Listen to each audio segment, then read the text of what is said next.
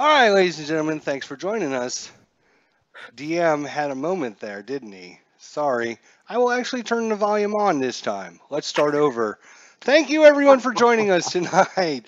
I am now role playing as my face is becoming flushed because I'm embarrassed that I didn't actually turn anything on. Bubba Husky rescued us because there's nothing worse than having a 2-hour session where everyone can't hear what you're saying in a role playing game.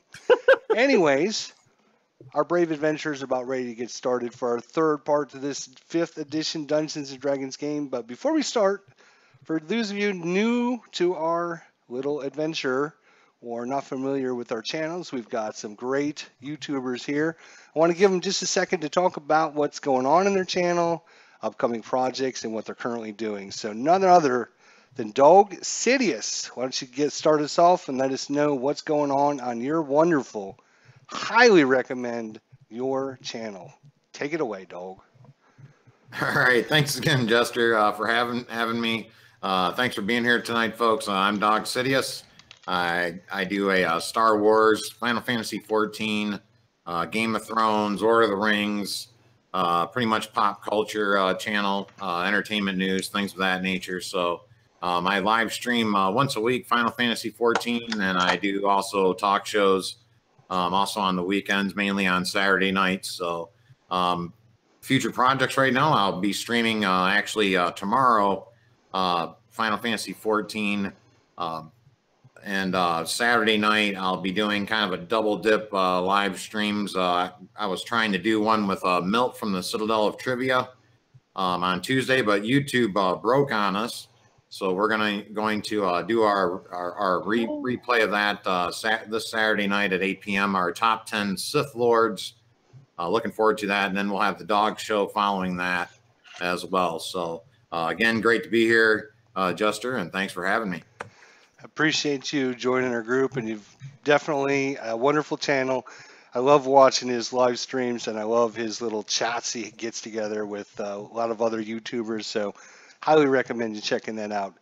We also have Retro Sports Replay. I got a chance to watch him doing a game today. Ron, why don't you tell us a little bit about your channel, what's coming up? Well, it's Retro Sports Network, and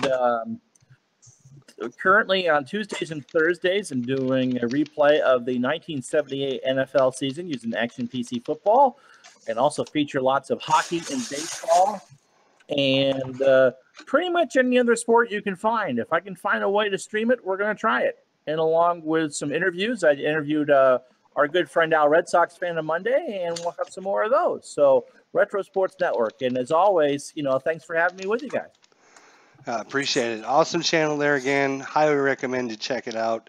Ron's got a beautiful voice. I mentioned this before. When he does his commentating, it's like the old Keith Jackson, man. I just love hearing it.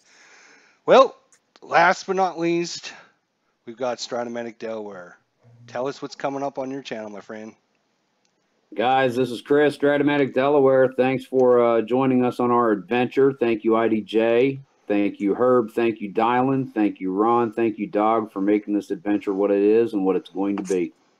On the channel, we've got tabletop sports, cards and dice, baseball, football, basketball, boxing, hockey, sports racing, golf, you name it. We've got APBA, Stratomatic, Payoff Pitch, Inside Pitch, Digging Deep, Downey Sports, Downey Games. I mean, I've got everything going, and that's pretty much it. I really have the hots for Dog. Back to you, IDJ. All right, Herb. Hey, Herb, how you doing tonight? I do. I don't want to leave you and Dylan out. Herb, if you want to just introduce yourself to anyone that might be new to the channel, watching you for the first time. I've been visited to some of the channels in the chat and in this group, and I'm visiting a few here and there. I don't have my own stream running yet, but I have been working on getting it started, and it's going to be pretty much a humongous baseball determination of the greatest team ever. Awesome. I'm playing a full season. I have played full season of every baseball season from 2005 through 2017 with strategy baseball, and seeding, having this huge tournament to determine the greatest team of all time. But that's in the future for when it actually gets on there, what I've done with it. Oh, excellent. We can't wait until you get a YouTube channel up for yourself and become part of our awesome community. That'll be awesome. So cheers for you. And the reason we're kind of having this slow start is we've had one of our players just show up. He wanted to be one of these guys that waits to the last minute. Dylan, not to put you on the spot, but you set up and ready to go, okay? Okay, we can't hear you. Got to turn your, unplug your mic, plug it back in, see if that helps.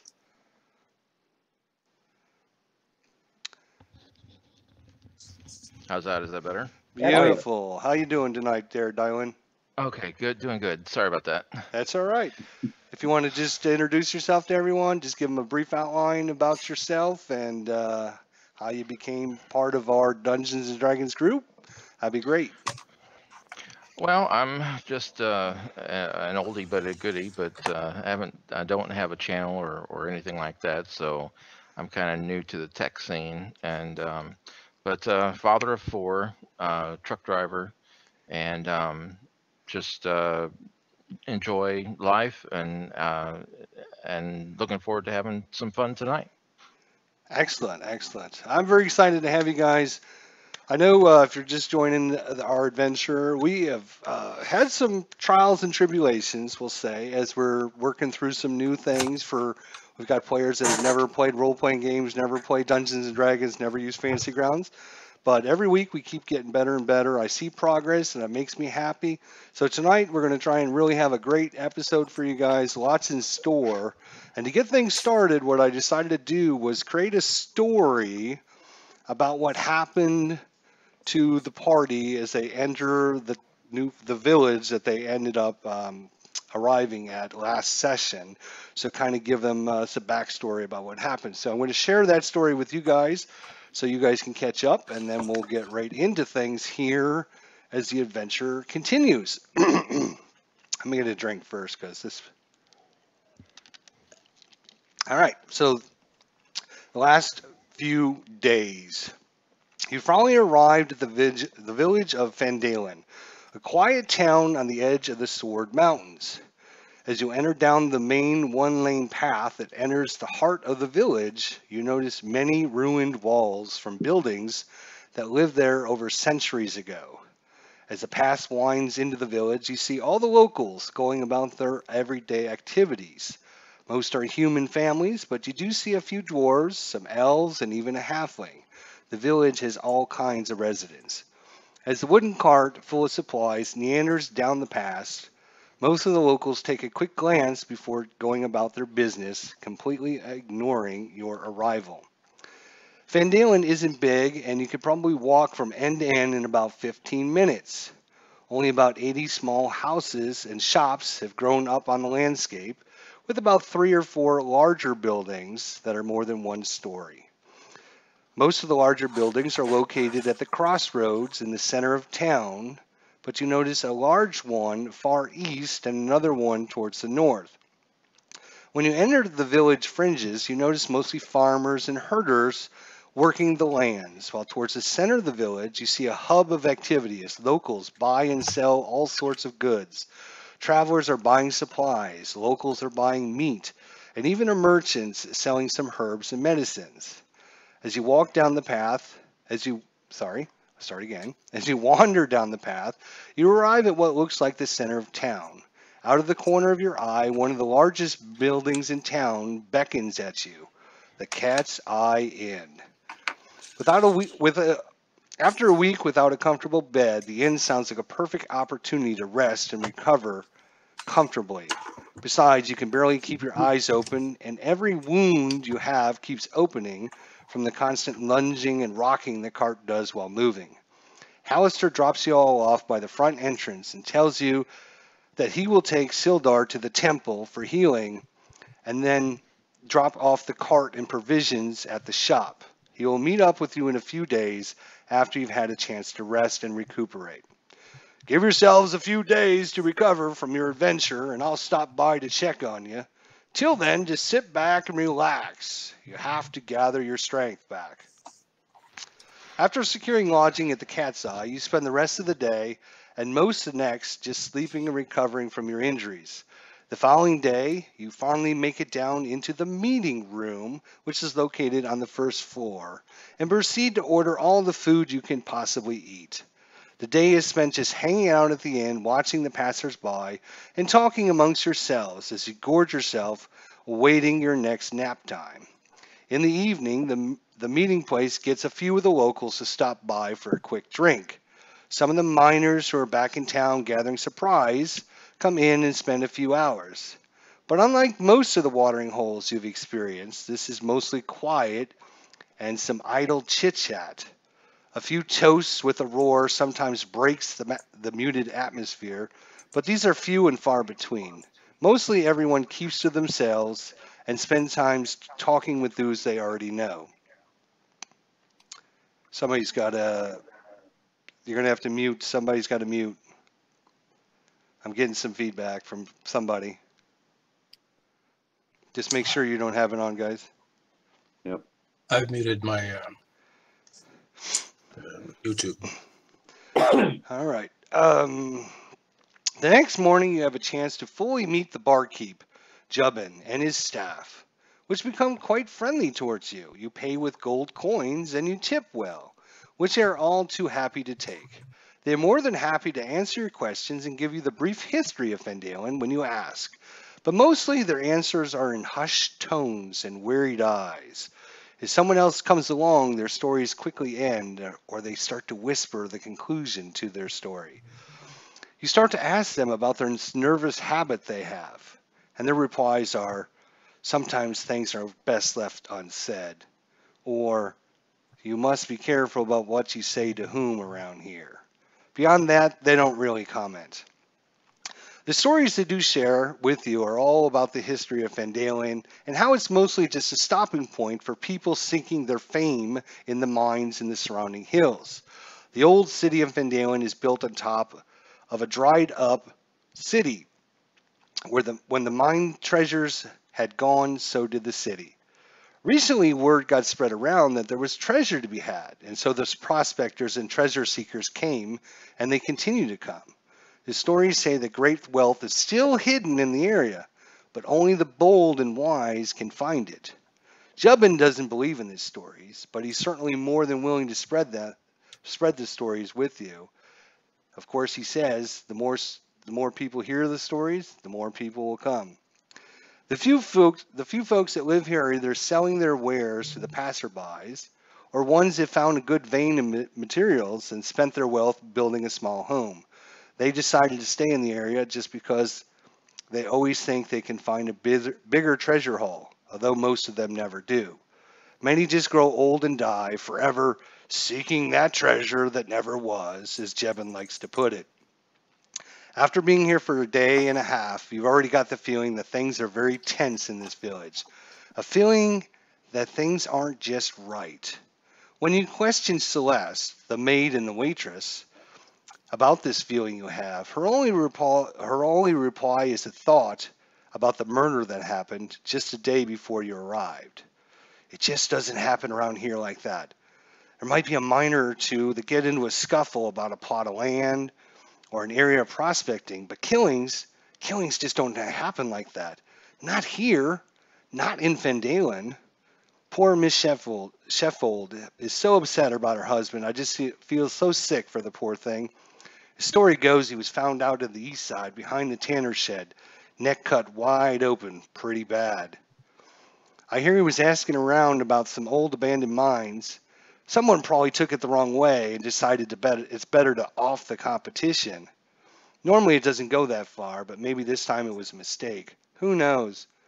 But that's just my suspicion, and from what I've heard, the gossip being spread around the village. I gotta find my next paragraph now. I think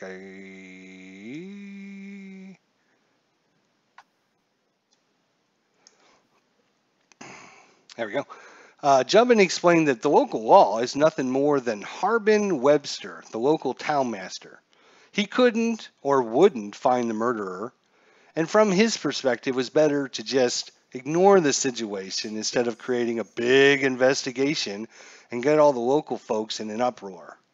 It just might be, but that doesn't help the poor widow, added Celeste, overhearing her conversation.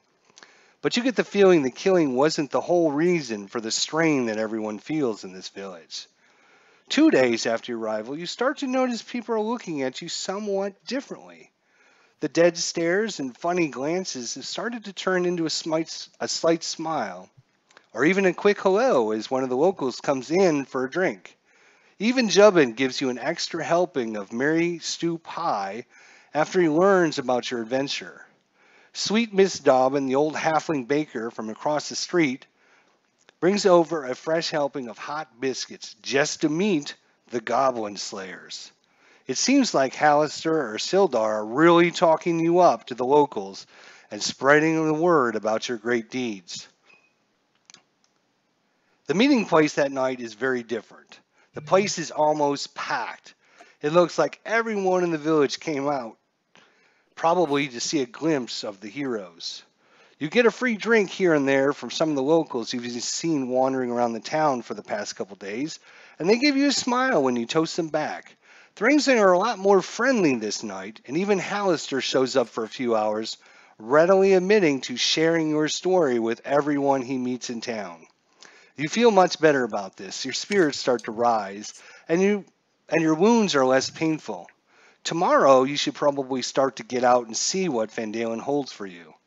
You are sure there are many stories to hear, many adventures to experience, and a whole world of possibilities just waiting for you to find. Leaving the confines of the inn will certainly be a breath of fresh air, and it's about time that you find your own way and continue your story. So that's what's happened the last few days for you guys. It's now the morning of the next day, third day you've been here. As the sun starts to rise over the Sword Mountains, the daybreak happens. You hear some of the rustlings out on the street as some of the villagers start to go about their daily lives. You wake up, decide to come downstairs for some breakfast and talk with Jubbin, and make your way. The day is just dawn. What do you wish to do? And I walk in, Jubbin, some more of that Mary stew pie for breakfast, please.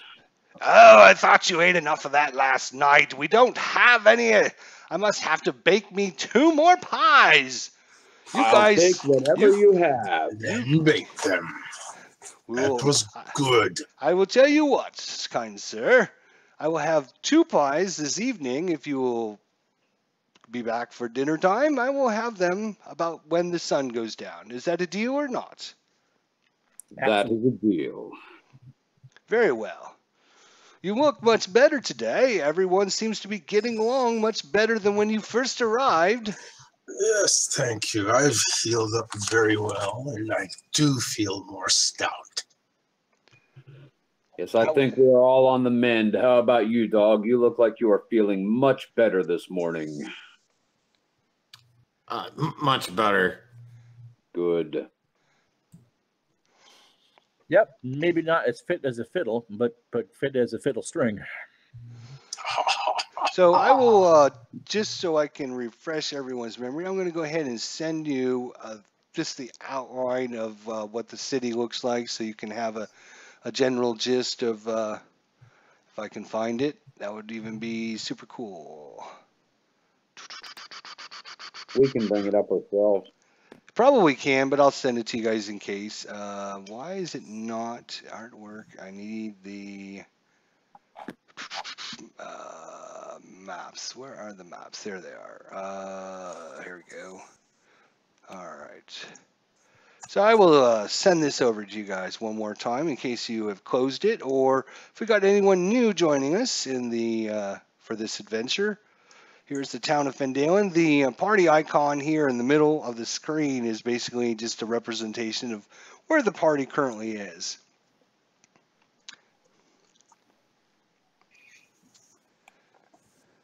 So, did everyone get the map okay? Yep. Yes. All right. Yes. Got it. So, Celeste walks up to Quillisim. Do you have any big plans today?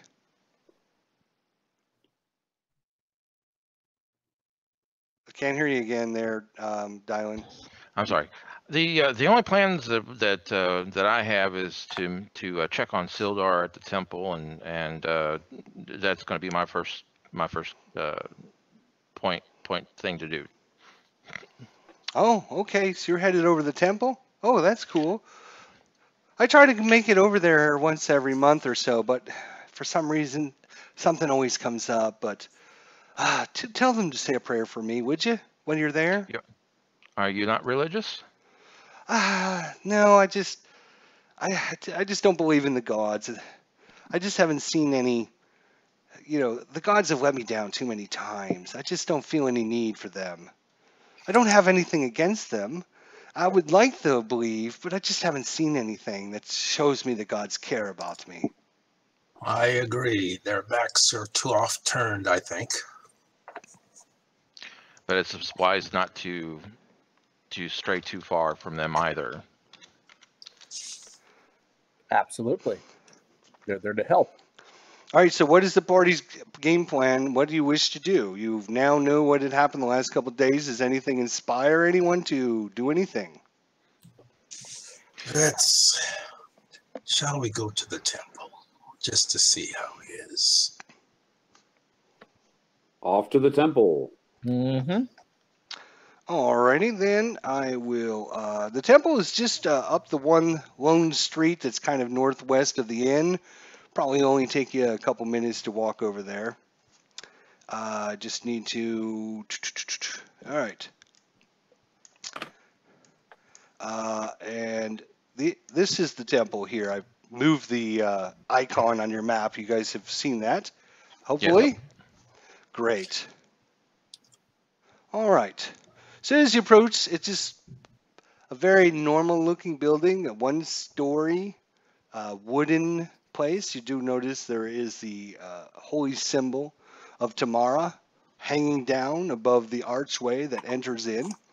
As you kind of walk down the path towards the church, you see what looks like a nun dressed up in holy garb come out towards you guys to meet you guys. And hello, hi there. Thank you for coming. Hello. Oh, How are you hello. today? Hi, we'll be fine. We come to see our friend, if he's on the mend quite well, or if he still needs more time. And your friend is? Sildar. When you say his name, you see your eyes kind of go down to the ground and say, oh, you haven't heard then. Yes, Sildar, he's here. He's out back in the garden. I'm sure he would love to talk with you. I can lead you back there if you want. Please do. Is there something wrong? As she starts leading you down the cobblestone path goes around the building towards the backside. She said, he's in the garden. And she stops and she puts her hand on your shoulder and stops you from walking and says, he's not the man he was. Just keep this visit brief if you don't mind. He needs to heal. And then she continues walking. She takes you out back at the church, and there's a nice little garden there. There's several fountains. The water is cascading upon some flowering bushes around. And there's several benches. And on one of the benches, you see Sildar sitting there. On his head is wrapping bandages completely surrounding his head. And you notice covering his eyes are two puffy packs of some kind of medical supplies. As you guys approach him, the sister walks over to him and says, kind of taps him lightly on his shoulder. Sildar, I think your friends are here to see you. Do you wish to say hello? Without moving his head, he says, hello, friends. Sildar. Who's this? Sildar, what's wrong? I am not well. I am not well. They say I have a grave wound on my head. I am not well. Oh, The sister, my goodness. she is taking such good care of me. What are they giving you for healing? Everything they can. Everything. Are you eating well? It's very nice here. He kind of reaches his hand out to feel for anyone. Oh my gosh, he's blind. Can Hello? you not see? He Can you puts not his- see? No, I've lost all vision. Oh no. When did this happen? Just days ago, they say. Just days ago. Was it a sudden loss or was it gradual? Do you recall the accident? The accident. The accident. You mean when the horses fell down?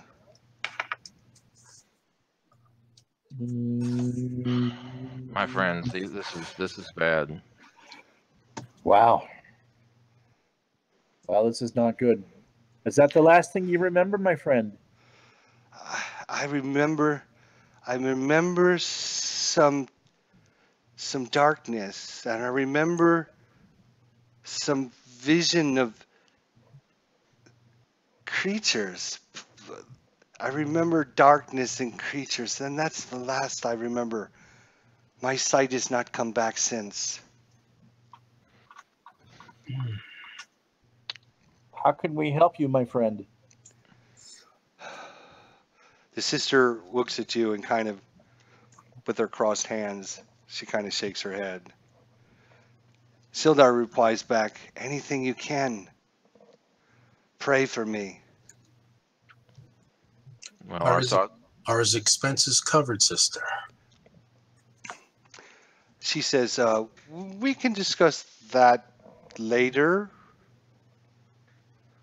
okay. Well, we want to make sure that you get the best that we can that it is possible. I thank you for coming to see me. No one comes to see me anymore. No one comes to see me. We will be back. I can help with some cures. Would that be of any help? The sister says, Sildar, we're going to step away for a few minutes, and your friends will come back maybe tomorrow or the next day to visit you. Is that okay, Sildar? That sounds good. I would like to have visitors. And she kind of waves you back the way you had come. So she starts walking that way, and you all follow her back around the front of the church. And she says, yes, he sustained crippling injuries. We've tried to cure him with healing from the gods, but nothing we have tried so far has availed his affliction. Is this new since he arrived, or was this when we brought him in? He arrived that way. Okay. Is there a powerful priest or is there anyone that has very high healing in the town, or do you think we might have to send for somebody? I have sent for my order in Waterdeep, and I have sent off a messenger to let them know what had happened here and if they can assist us in any way, but I feel his injuries are too grave. There won't be anything to bring him back. He will be like that for the rest of his life. Amtag takes some gold coins from a pouch and says, take these. See that he is well fed and clothed as long as it is needed. The donation to the church is gratefully appreciated. Thank you. Yes. When we stop back, there will be more to help with your church. But group, perhaps we should go back. As you're standing there talking to the sister, you do see Hallister kind of standing in the road that leads up to the church, not wanting to disturb you, but he's standing there just waiting for to talk with you. The sister thanks you for your generous donations. Thank you. She guarantees you that the money that you have given her will go towards his healing, if we can find any, or being able to sustain him. If not for the church, he will die an old, decrepit man on the street, I'm afraid. So I think we should go over and talk to our other friend. Yes. Yes. And just to take a second, we have some great people in the chat, and I just wanted to say hello to a few of them that joined us. I didn't want to ruin the immersion in what was going on there, because we had a really great moment. So great job, players. But Bubba Husky's here in the chat. We have OTDA. We have Living My Rhapsody. And I just want to say just a few seconds. If you enjoy Dungeons and Dragons role playing and you enjoy story making, check out Living My Rhapsody's channel. You can link to it from my channel or from Dog Sidious. Dog Sidious sent me to her channel. Let me tell you, the folks over at her channel, they are passionate about their stories and their likes and dislikes. And she did an interview with Dog Sidious, one of our players, the other night, and it was one of the best, most in-depth live feeds I think I've ever experienced. She goes into the story like no one else has ever done. So thank you, Dog, for introducing me to her, because she does. I mean, she asked Dog some deep story questions. I mean, deep story questions, and he was answering, and it was beautiful. Highly check out Living My Rhapsody in her channel. What do you think, Dog? The pleasure was all mine. So yeah, it's great. I'm so tickled pink to see the folks in here right now. Living My Rhapsody, fabulous writer. Also, you guys are familiar with Chrissy of Old Stones. I believe she might be here later this evening, but she actually did a narration of LMR's novel. So I highly recommend you gentlemen might want to check that out maybe after we're done tonight, or when you do have time. So absolutely talented person. It was absolute pleasure to be on her channel yesterday, and great to see her here. And so thank you so much for being here tonight, folks. So Living My Rhapsody, Bubba Husky, David Adams. Thank you, folks, so much. So.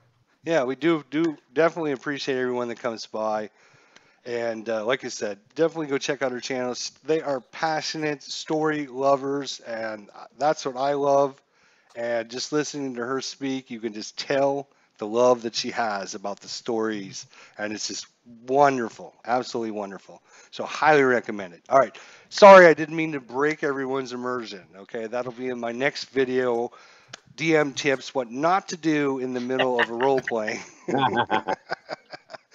So after speaking with the sister there, like I said, you see Hallister kind of standing in the road, just waiting for you. And you guys finish up with her. She then goes back into the temple to take care of her other flock that happened to be there. Hamtag House Forest died. House Forest. Hey guys, I come by the inn this morning, but they told me you'd already gone to the temple. So just wanted to catch up with you guys. How you been? You guys look amazing. Oh my God. Well, we feel better, but our friend is not doing well. I see that. Are you sure there is nothing? You see what I did there? You see that? That was a bad joke. All right, I meant it. All right. Ha ha! I got it. Because Sildar's blind. Yes, I Yeah. guess. Okay. Yeah. Oh, you look amazing. You look amazing. Yeah. Okay, so anyways, They're making the veal pie for us later, okay? We're there all yes, the way. I brought him. I brought him to the temple as soon as we arrived in town, and the sister had immediately taken care of him, but his wounds were too grave, too grave. And I like, again, I'm not going to break the immersion anymore. I promise. This will be the last time. But Living My Rhapsody suggested that you go and kill the ones that did this to him. I'm just saying. I'm just saying that's what she decided. Okay? So, you guys look amazing. A couple days in the inn and you're ready to go back out, I see. What happened? Oh, you got full bellies? You look cleaned up? Well, we've had a bunch to eat. We've had some drinks. We've had some rests, and now it sounds like we need to find some redemption for what happened to our friend. What?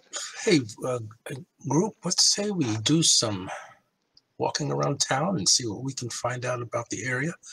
Perhaps, maybe even go back to the inn. Maybe we should go to the Hallister bazaar and see if we can find. suggests, he says, I got a good friend in the town. I've actually been staying with him. And I think he might be able, since he's a local, I think he might be able to give us some more information. His name is Darren Edermath. And like you fellas, he was once an adventurer. So maybe he's got, maybe he knows the lowdown of the area. Maybe he can give us some information. Where can we find Darren? I will take it right there. He lives in the south end of town. If you guys are Excellent. available, maybe we should go visit with him.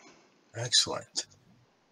All right, so he takes you guys. I'm going to take the token here, kind of go by the inn. You start heading down out of town. And when you get down here, you notice that this building here, just to the would be the southeast of where the token is.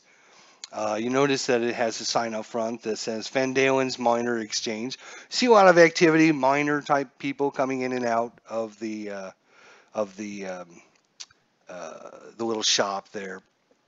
This is where the miners, if they find anything, they can turn the gold in, the raw nuggets that they find in for actual gold coins that they can spend in the area. You then pass by that. Oops, that's not what I wanted to do. Let's lock this in position here.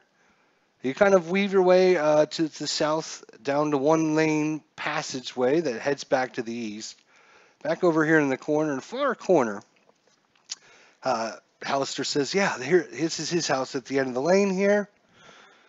He'll be, I've kind of told him your story. Hope you guys don't mind. I've been kind of telling everyone. Not at all. About your exploits and stuff, because the adventures should be something that people know about and appreciate. What all the effort. I mean, you guys risked life and limb as an adventurer for your friends, and people should appreciate that. I appreciate that. So as he's talking like this, you arrive at the end of the lane. It's just a one-story house. You can tell it's nice. It's wooden again, kind of flimsy, and some of the shrubbery and stuff has grown up. And you hear what sounds like axe hitting wood.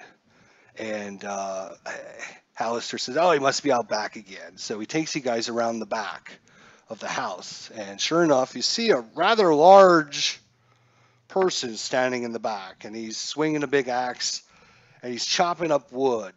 And you see in the middle of his backyard a large bonfire, and he hears you guys approaching and turns around. Ah, yes, and you notice he's just got some regular cloth clothing on, but in the center of his chest, you see the icon of the iron gauntlet. His clothes are kind of tattered and old and worn and stuff. And he's got kind of a long, pointy beard, kind of orangish in color, which matches his hair. And just AKA, the Iron Gauntlet for you guys is what you guys would know basically is like knights had formed into a group. They're protectors.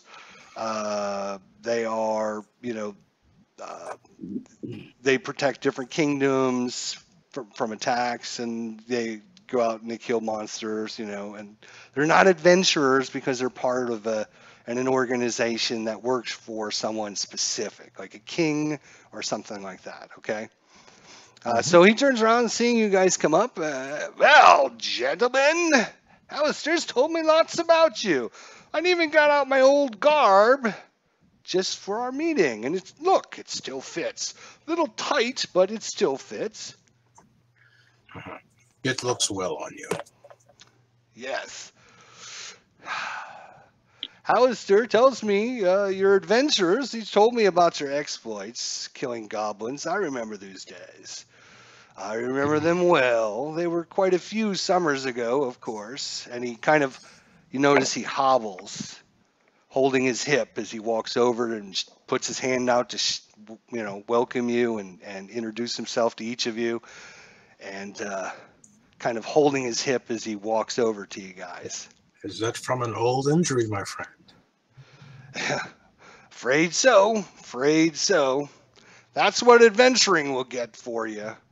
You end up old, alone, with a bunch of injuries, and all your friends are dead in some ancient tomb. Why the hell would you want to be doing what you're doing? And he's looking specifically at Dog.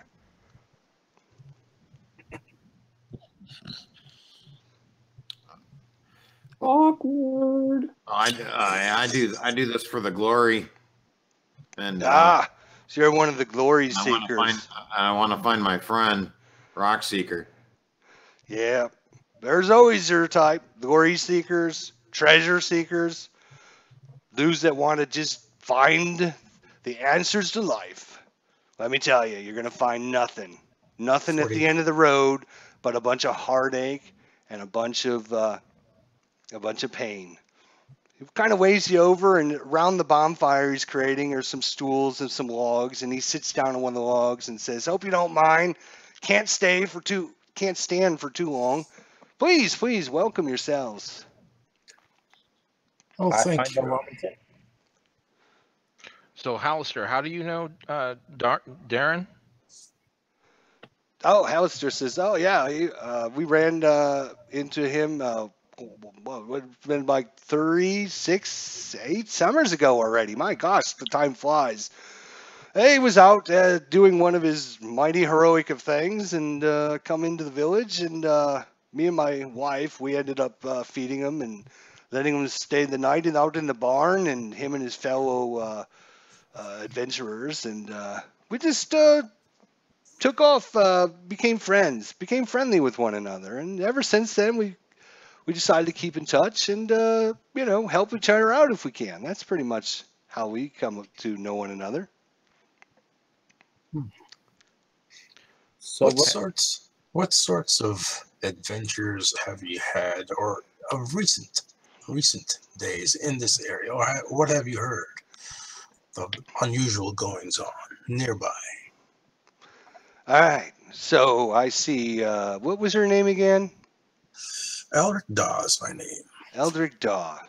So you're one of those adventure types that like to get right to the point. I see. Hallister's already informed me all about what you're looking for. I tell you what, I'm going to have a bonfire tonight just for you guys. Why don't you come back when the sun sets? We'll have that talk. I'll be able to give you some information. Could you give us any information on the man that was murdered? Tonight, I will. Then I look forward to tonight. I look forward to you coming back myself, if you are true adventurers. You can kind of tell his general attitude towards adventurers just isn't what you would expect from an old adventurer. So he's kind of jaded, if you will. Yes, kind of jaded, kind of has the attitude of, look at what all my life's work has ended up giving me, basically. So Hallister takes you back towards the village. Sorry, that didn't quite go as well as I'd planned, but it was kind of awkward a little bit, but sorry. He mentioned a wife. Where is she? My wife, she was killed giving birth to my youngest. So that's a happy thing. Yeah. Yeah. So do you guys you need to get any supplies or anything while we're in town? Is there We should anything probably you're the looking bazaar, for? guys, don't you think? Yeah. I'm sorry, I didn't catch that, Ron. We should go to the trading bazaar. Yeah. All right. So we'll just to make things go a little bit faster, and we'll just assume you buy whatever you need and you sell whatever you need with the vendor and stuff. And it takes you a couple hours. It's starting to get late afternoon, and you figure it might be time to go back to the inn and rest for a little bit, and then you can get your extra helpings of Mary stew pie. Sorry. And so you head back to the inn. And you've been gone most of the day just with your travels, talking with the people at the temple, talking to Hallister, and then heading down to go talk with Elmar, or not Elmar, Darren, sorry. And then going to the supplies, So you figure it's late afternoon, you start heading back to the inn. Is there anything else anybody wants to do, or we can just assume that's okay? Al, Red Sox fan, another great channel. He's around. Thank you, Al, for coming by. I do appreciate it. Yeah. We should go back and eat, and when I do that, I take an extra plate and a napkin and wrap up a big old piece of pie to bring to our new friend. All right. Well, before we get to the meal part of it, you go back to the inn. You decide, you know what? I'm going to lay down for a few minutes, or I'm just going to go take off my armor and just, you each go to your rooms. And as you kind of enter into your rooms, you notice there's something laying on the ground, and you kind of look at it and pick it up, and this is what you see.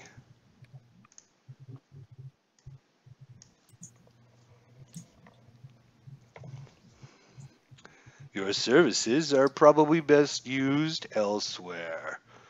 I hope we can come up with a good understanding before something unfortunate happens again.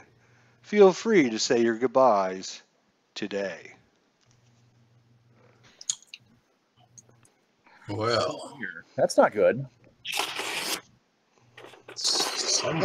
someone is not happy.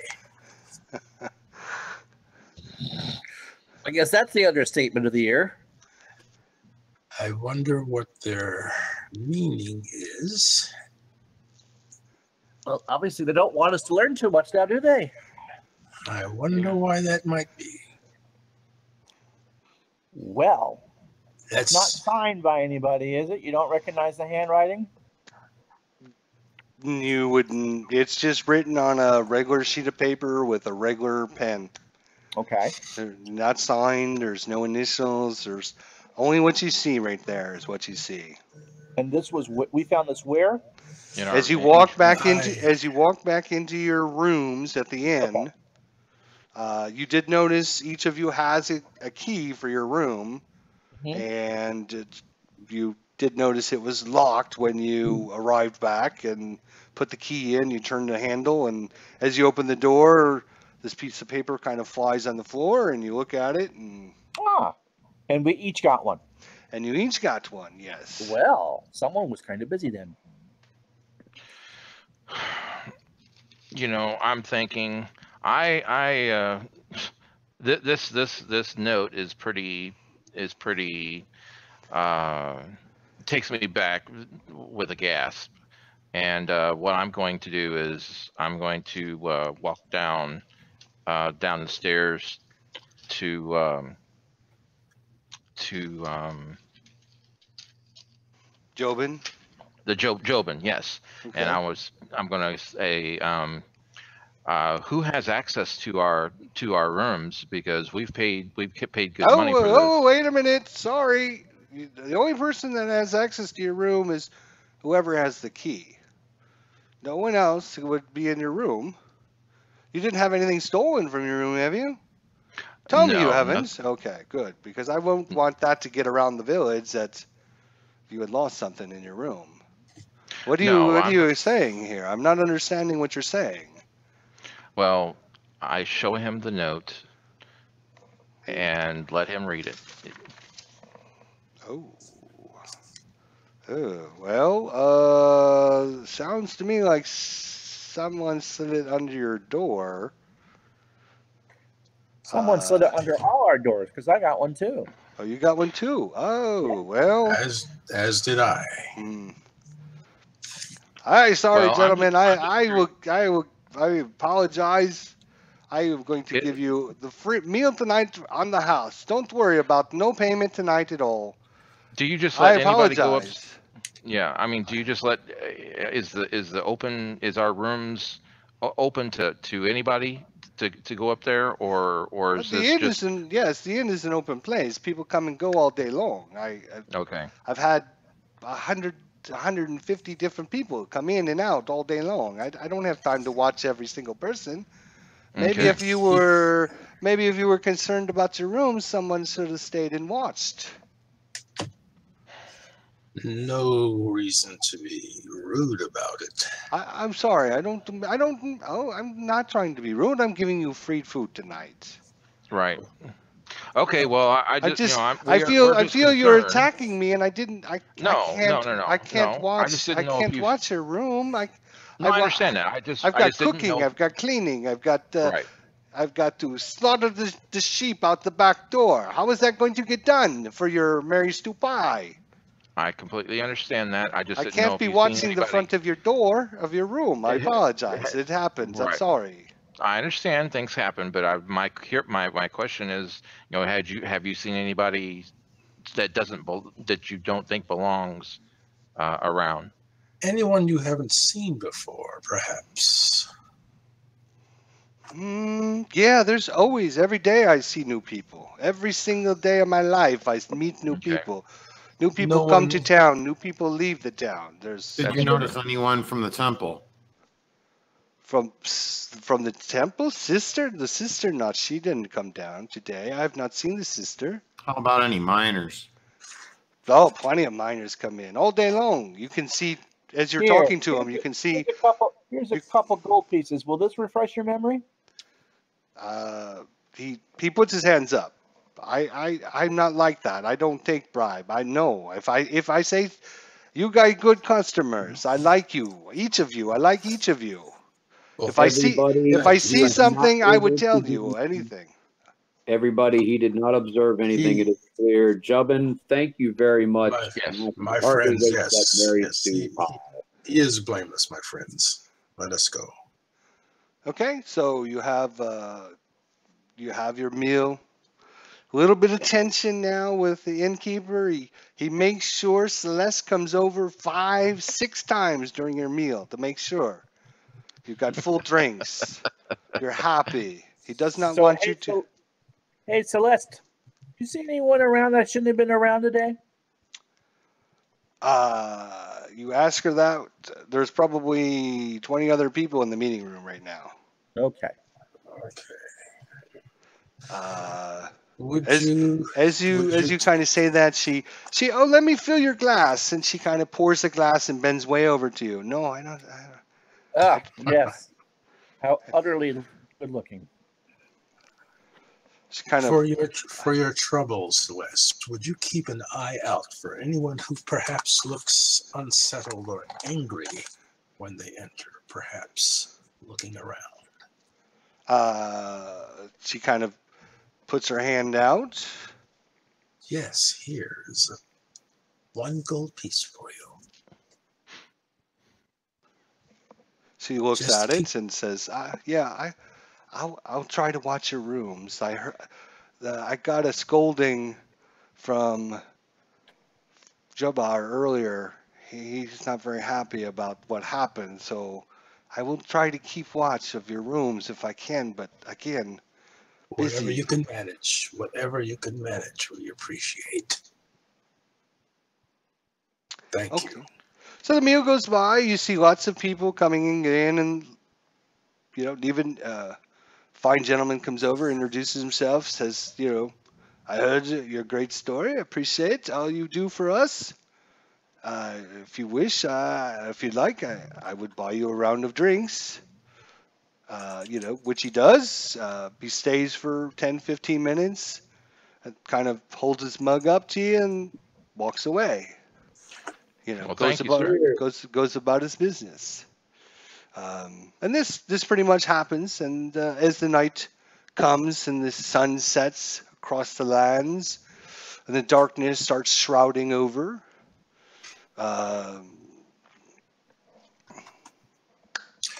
It's about time to go back to the inn You mean to Yeah. go see our, for the our for the fire rather. Yes, just go back to see Darren. Yes. See, Darren, he's All right. got that fire. So I wrap up a piece of pie to bring him. Hopefully that will soften him up. Oh, Ron, you take inspiration. That's good thinking right there, my friend. That is good thinking. All right, so you guys head your merry little way back towards the south end of town. Head down the single lane. And while we towards- are walking along, I look at House Far and say, Housefar did not Sildar, come. No, I'm house far. yeah, Sorry. You mean Halster? I thought I you look at House- said Hallister. Sorry, I just went I in look one at- ear and out the other. Sorry. Go ahead. and I look at House Far and I say, Sildar's condition is my fault. I am to blame. If I had not grabbed that orc, perhaps the larger goblin would not have dropped him on his head, and that is the cause for his injuries. Oh, you cannot blame yourself, my friend. He was not in that bad of a shape when we left him here. I am not so certain. In any case, we were involved together. We should have made wiser decisions, so that might not have been necessary. Well, there isn't anything we can do about that now. That's exactly. We are where we are, one step forward from here. Truly said. Let's continue. All right. Very well done. So you continue your journey to the south and head down the one-hand lane there. It's kind of getting a little dark out, so you guys do light a torch for those of you who cannot see in the dark. As you approach Darren's humble abode, he greets you and takes you around to the back, sits you by the bonfire. He lights it up. Great flames start,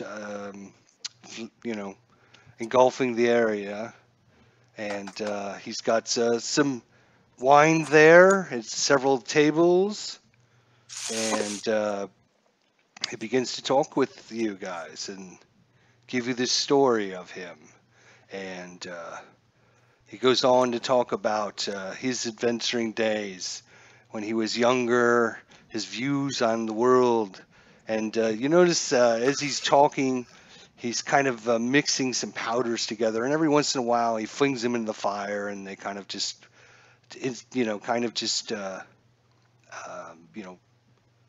make the flames kind of fizzle through the air.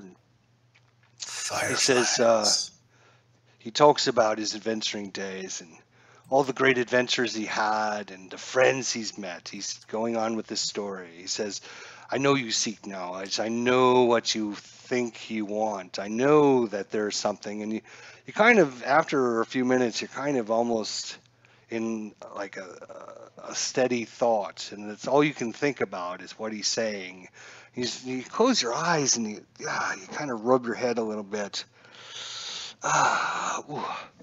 And you open your eyes and you're in the same place. You're sitting in a fire with Darren there.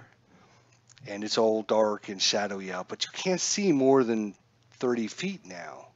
It's almost like magical fire or magical darkness has surrounded you.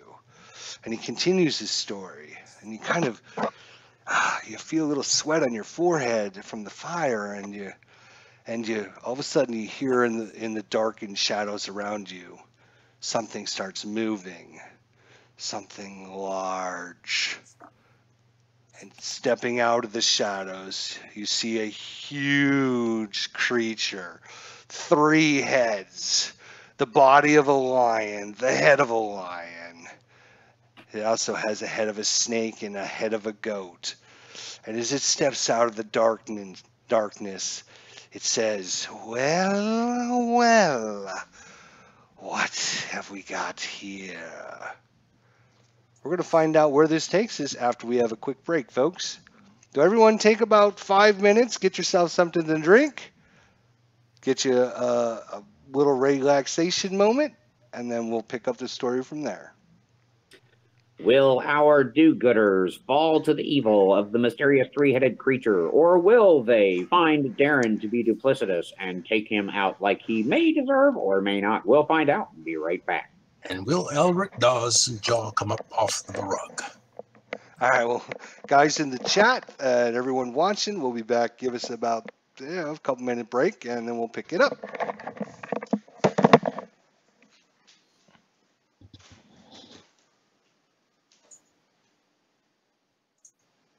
Red Sox left him loaded in the second.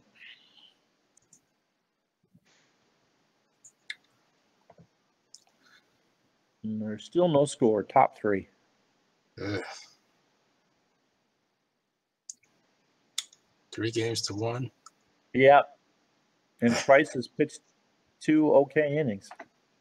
Not that I'm really paying much attention, but at least I can sneak up and see the score bar.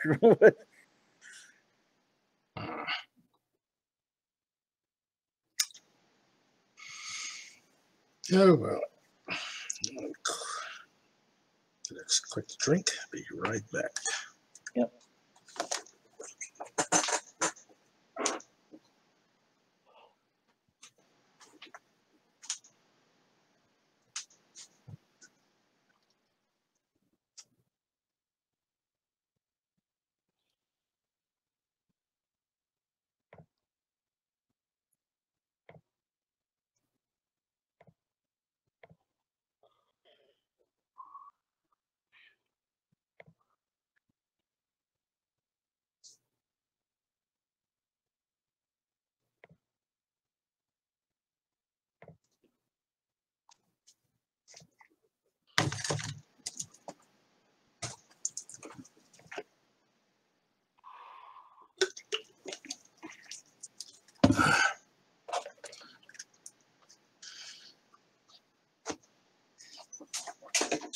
Just haven't been in it since the Yankees got knocked out, but I'm pulling for the Dodgers now.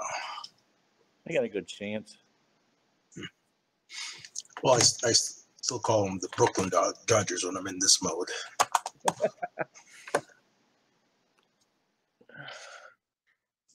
Oh, I'm still in my Elric Daw voice. Back to my Herb voice. You can be Herb for a minute. I can actually get away with staring at the screen for more than 5 seconds now. Yeah, let me see. I gotta move my maps around so I can see the chat. There.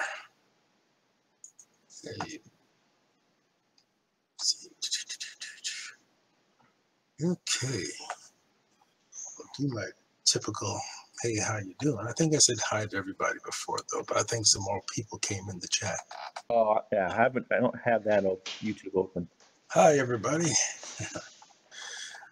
But thanks for watching. If you're watching it still live.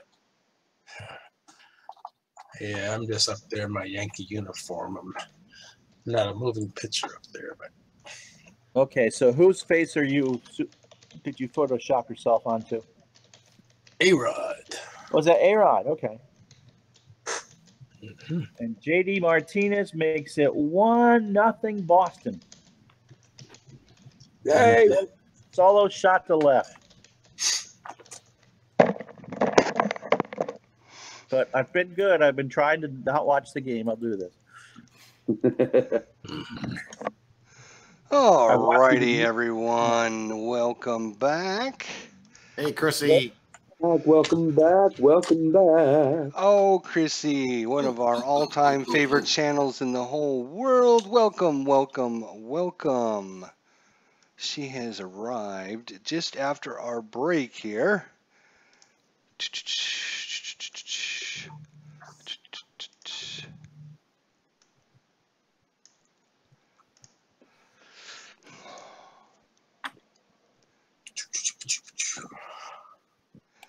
Just need to set something up before we start. Just give me a few seconds, guys.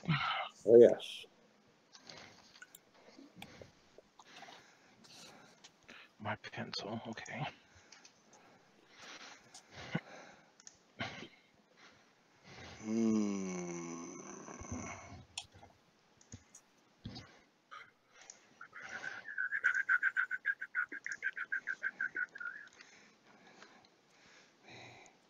Hang on just a second, guys. So it sounds like we're about to get attacked by a real-life Italian sandwich. What is this sorcery that has befallen us? Hi, fella. This sorcery is no good. All right, just a second here as I'm working through a slight issue. 3 heads are not better than 1. So Darren is a possible magic user then, because he's throwing stuff in the fire. Yeah. Yep. Our vision's been reduced, and now we have this, sandwich on 4 legs trying to attack us, or at least wanting to have a few stern words. I see no signs of attack yet. Be patient, my friend. Be patient. He's got the bag of potato chips out, and our pictures are on them. Yeah. Look out for the, your picture might be on the milk crate soon. Yeah.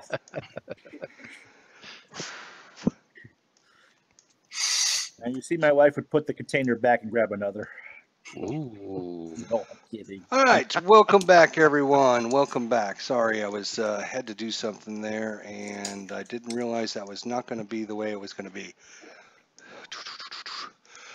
So we've come back from our break, and thank everyone for joining us in the chat. Of course, we now have Chrissy of Old Stones. Hugs and Chris's Kissy. Roll initiative.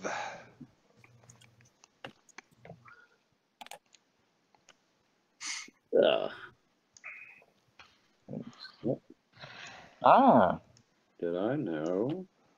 Come on. There.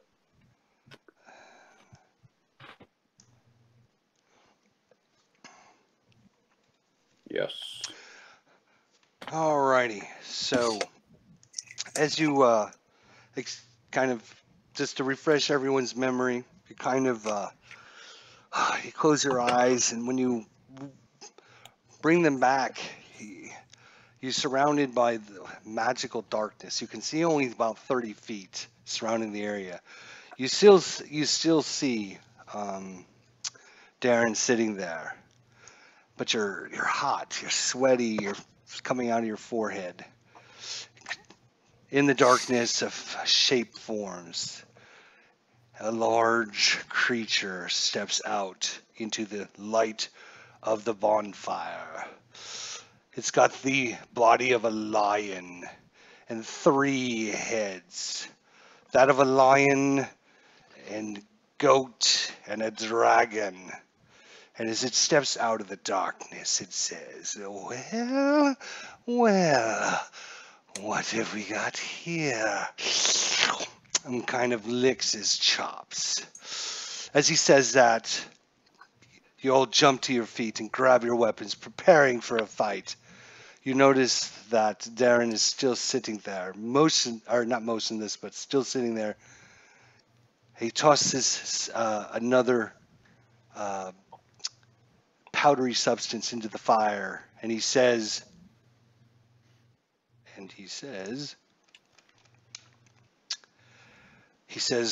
kind of almost in an oblivious fashion, like he's not even there. He says, "This is a test to find out if you're right.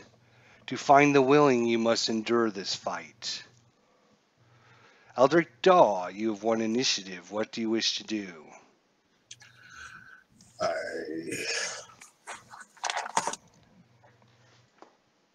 Ask. Well, I'm ready with a spell. I grab my crossbow and have it ready Okay. in case of an attack. All right, Hellsfar, you are up next. And I call for my sacred flame and cast it in his direction. This whatever this three-headed hydra thingy is.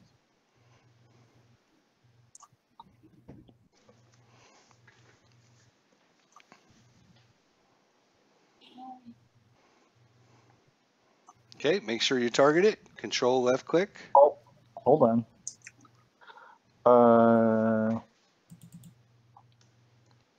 Let me bring it back up. Sorry.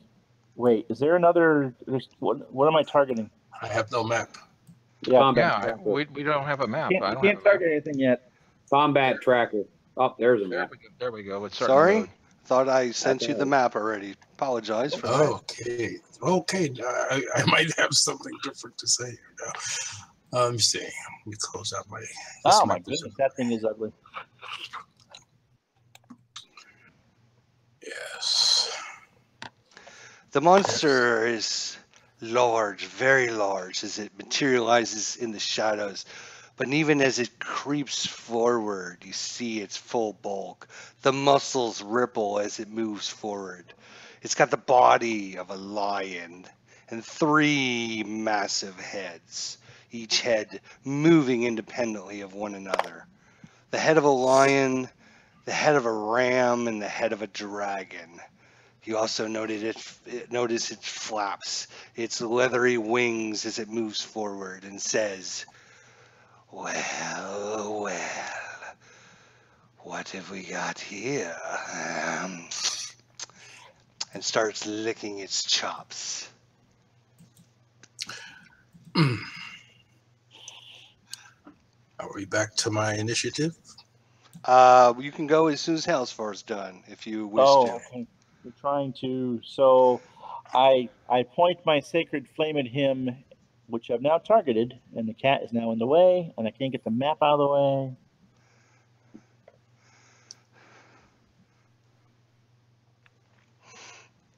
How do I close this? Because it's blocking my rolls.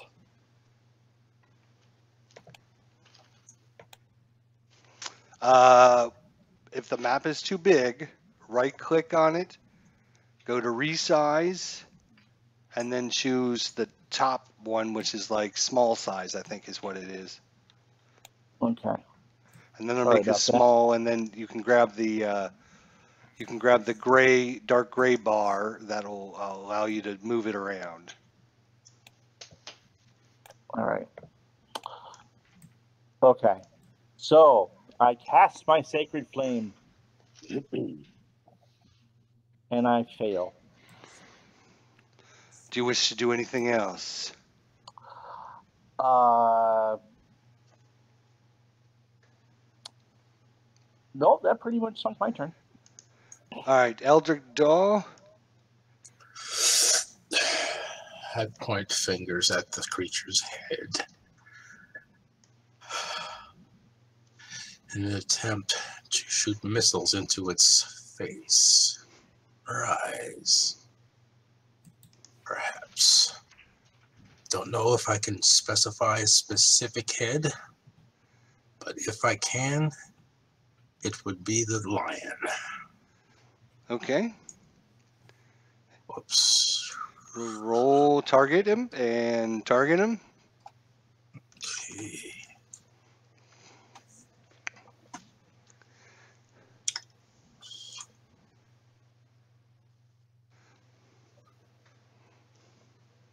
That's 1. You get 3 missiles. Yeah.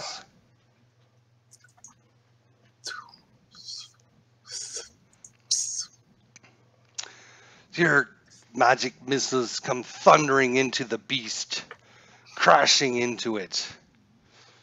It barely notices. Hamtag, your turn. Stay where you are, my friends.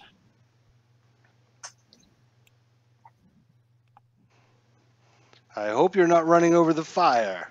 I ran around it, but it drew a straight line because my destination is through the fire. Okay. It's That's not fine. letting me That's move fine. my character. Okay, hang on. Yes, it won't. Hang on. I'm going to Okay. delete you for a second. All right. Delete you from here. Add you from here. What was your initiative? We'll just put it as 15. There we go. That's Yeah. fine. And now if I drag you, you should have access to it. Yes? It's doing the thing again. All right. Well, I can move you for it. You moved up here. Yes. The middle of that square Okay. next to Ulrich Daw. Okay. And I prepare myself to dodge from any attack that the Chimera might throw at me. Also prepared to protect either Housefar or Ulrich if they are attacked with my shield. Okay. Dog Sidious. I want to attack the summoner.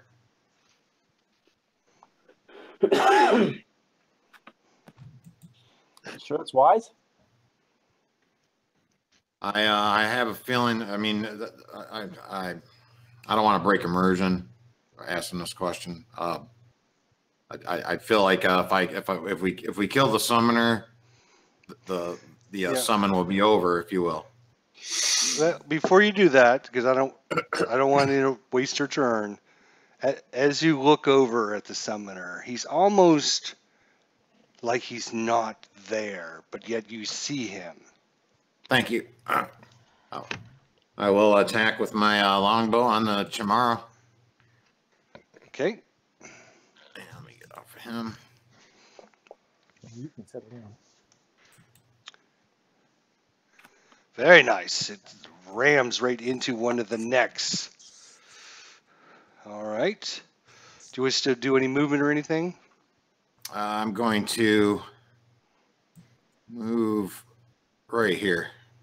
Oh, Do you have access to your character? Or? yeah. Sorry, I don't That's know why okay. I did that. It's not All letting right, me. no.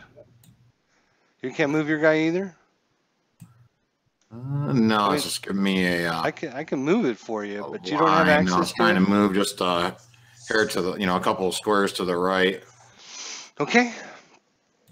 Right there. Thank you. Oh, no problem. I think there's an issue because some of you were already in the combat tracker from our practice session, and some weren't at the practice session. So once we get done with this, I'll redo the combat tracker from scratch, and that should fix any issue. So if you just tell me where you move, I can move your icon for you. Sorry about that, guys. Sorry. All right. No problem. The mighty beast roars. It comes forward, and it licks his chops. You look like a mighty tasty treat. And it tries to clamp its jaws down on Housefar. Shield protection. Disadvantage. Oh, hang on. Disadvantage.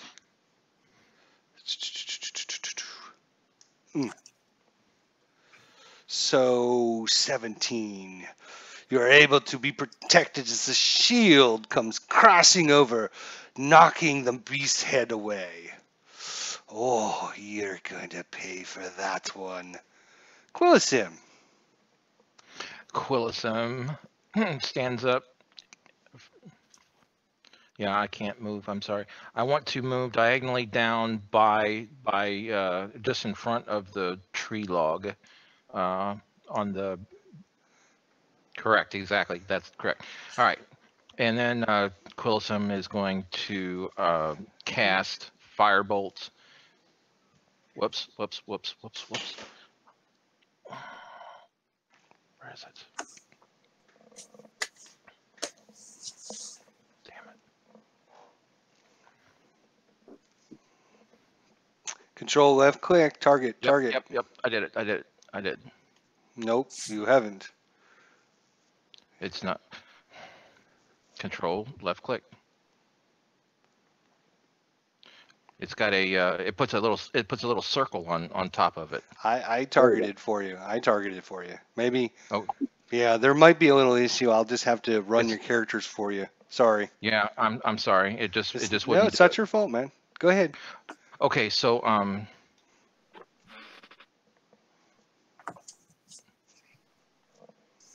Nice. Fire comes out and crashes into the beast. The flames engulf the lion's fur. It screeches out in pain. Keep laying it on, boys. Yes, he felt that.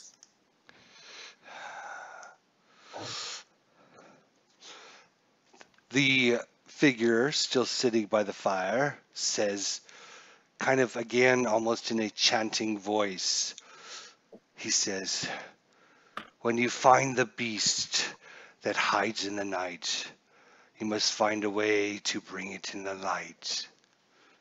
Eldrick Daw. Whew.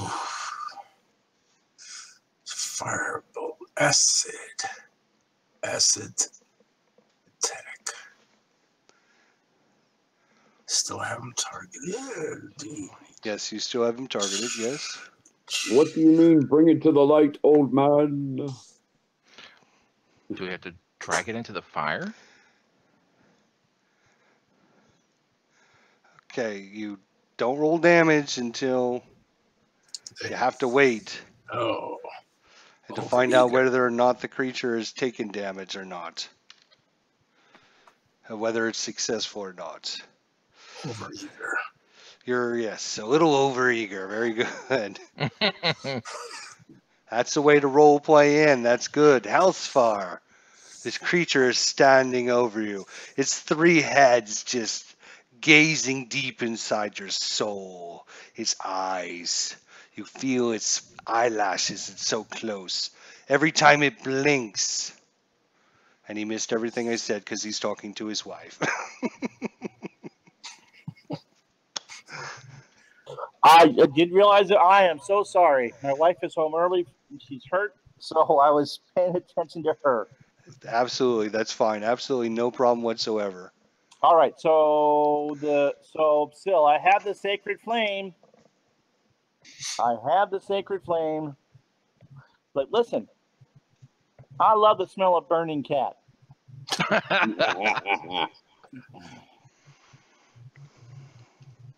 Aha! There, you little piece of poop. No, that is not what you want.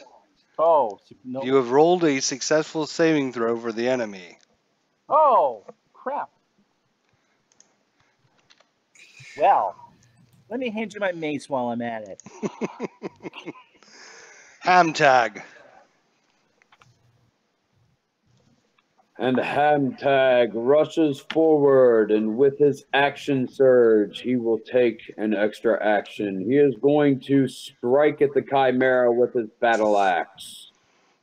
All right, I'll move you over there. There you go.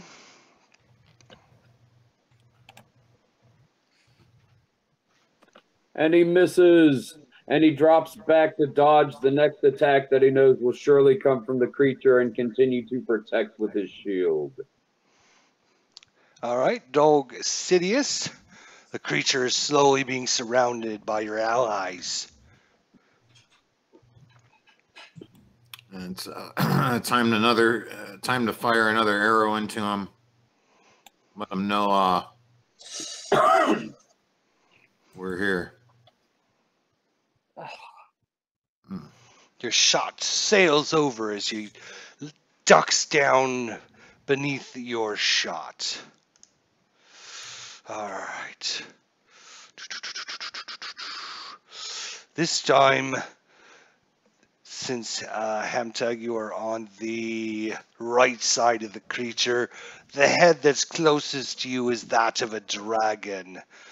He leaps back and breathes fire towards you and Eldrick Daw. You guys need to make a dexterity saving throw.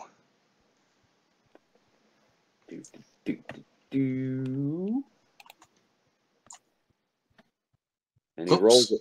Me at disadvantage for dodge.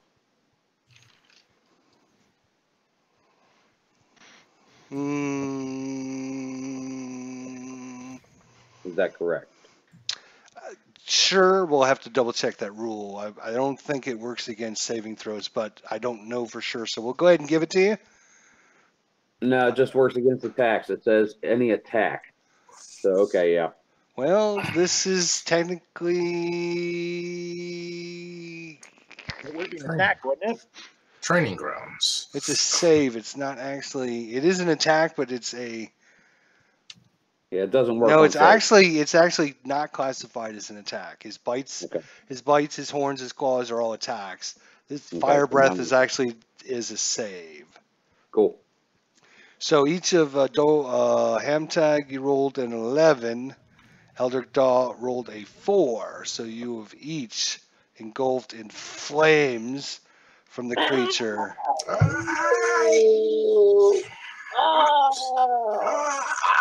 Oh, that would have been better if I actually targeted you first.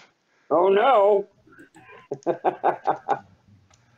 Eldritch Daw, you see it, Eldritch Daw completely engulfed in flames. He falls to the ground, still asunder. Ooh, Rolling around. oh my God, that was a good one. I have to write that down. Someone write that down for me. What was that? Quillisim. Quillisim cast the toll of the toll of the dead, and the Chimera needs to make a Wisdom saving throw. Yes, but I think you have just rolled for him because you have him targeted. You guys didn't do that correctly, but that's okay. We'll figure it out. Okay. Wisdom, yeah, that's going to be a +2, so it did add it in. He is successful. You see how it says success there? Okay. So your saving throw, I wanted to make sure it was doing it properly, but as Eldritch Daw, before he takes his action, Darren's still sitting there, mumbling to himself, loudly says,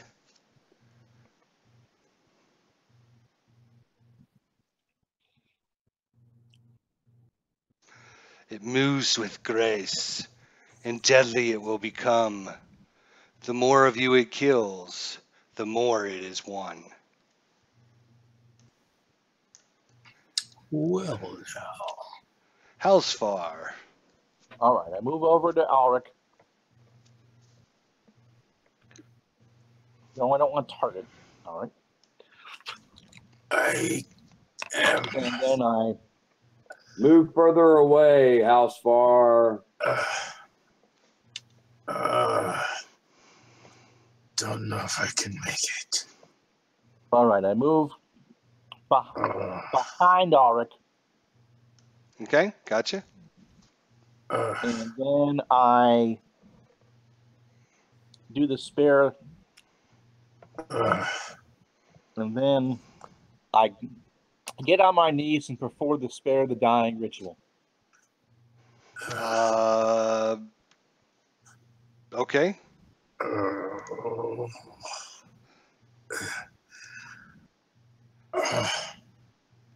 Okay, I would probably, because Nope. I'm Go just ahead. going to, I would probably not do that because all that's going to do is prevent him from rolling death saving throws. Okay. You have full use of all of your spells now because you've rested, you're fully functioning, you have all your powers. All right. So You don't want to waste your action just stabilizing him if you can give him a full heal. All right. I will. I go over, assess the situation, and I touch him to cure his wounds. All right, so it's 2d4 plus 2. Okay, 2d4. Mm-hmm. Oh, that helps. That's helping. Well, it only helps if I do it right.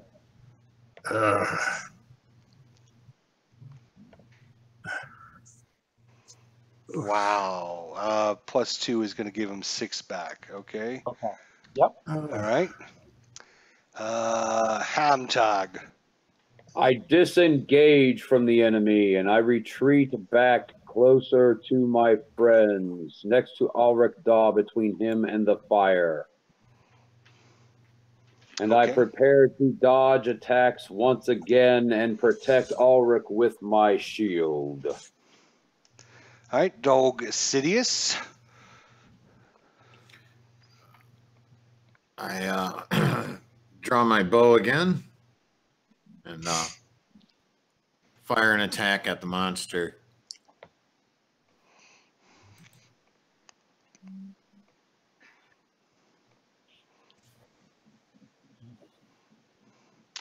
Oh, you really missed on that one. And I'm going to move behind the fire. All right. So, like over here. That's a great spot. Beautiful. Thank you. You're welcome. All right. The creature, seeing all of you cowering and running from it, laughs. With one great leap, it comes crashing down in front of Quilsim. The lion head reaches down to bite Quilsim in half. No. Quilsim ducks behind the log there just in time. That's one spry little halfling. Yeah, your breath's worse than your bite there, Chewy. Good one, Chris. Like it. Quilsim, your turn. Okay, I'm going to go ahead and do Toll the Dead again.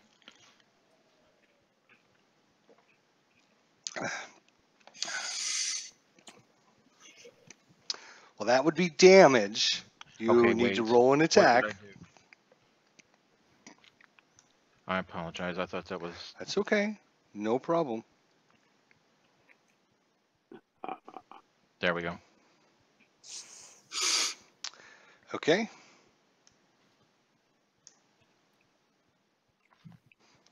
Wow. Wow. Your puny magic don't work against me, it says in retort. Before Okay, Aldrich so- Daw's turn. Let me.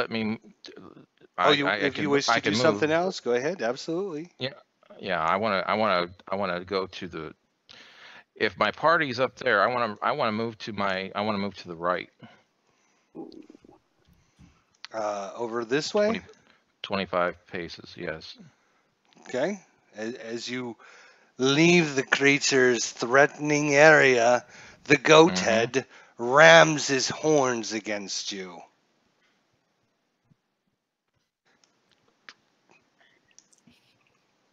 Oh my, critical hit.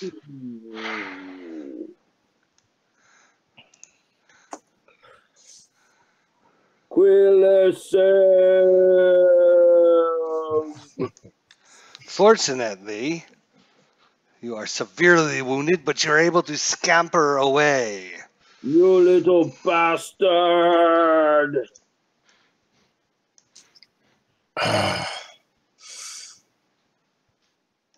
All right. At this point, he sees what the Darren stands up. First time you've actually seen him engage in what's going on in this area, in this realm.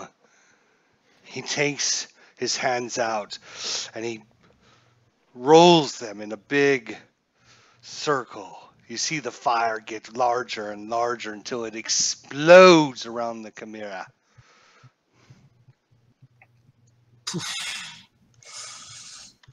Oh, my eyes. And he says, You notice the creature stumbles to the ground. It's laying on its side. Its feet are kicking up in the air. The beast now falters. A quick strike it should be. Don't let it run and don't let it leave. Who said that? The caster. Darren. Okay. Darren, Eldrick Dahl? You're laying on the Yes. ground, but you are now conscious. Hellsfar is the only face you see. I'm sorry. Thank you, Hellsfar. Is it my turn here? It is your turn. You see the big. Okay. Thank you, Hellsfar. Is that I see that light behind me from the seems like an explosion, and I shield my eyes. I turn around. I just half see what's going on. I heard what Darren said. I'd like to get, if I can, to move over to the right by the other tree. It's on the ground, even if I have to roll there, and separate myself from the rest of the party in this way and take a shot at it with magic missile.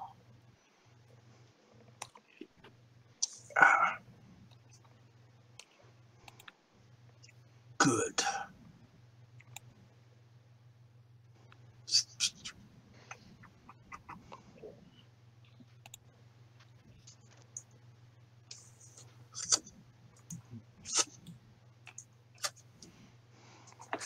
As your bolts hit it as it's laying on the ground, writhing in pain. Hellsfar, Black Hand. All right. Arise, sacred flame, one more time. Make sure I actually hit the right button this time. Arise. Arise.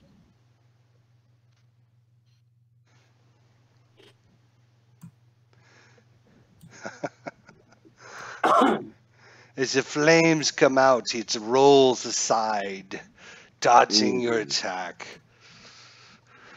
Ham tag. I place my battle axe on my back and grab a hand axe, and I launch it through the fire at the beast.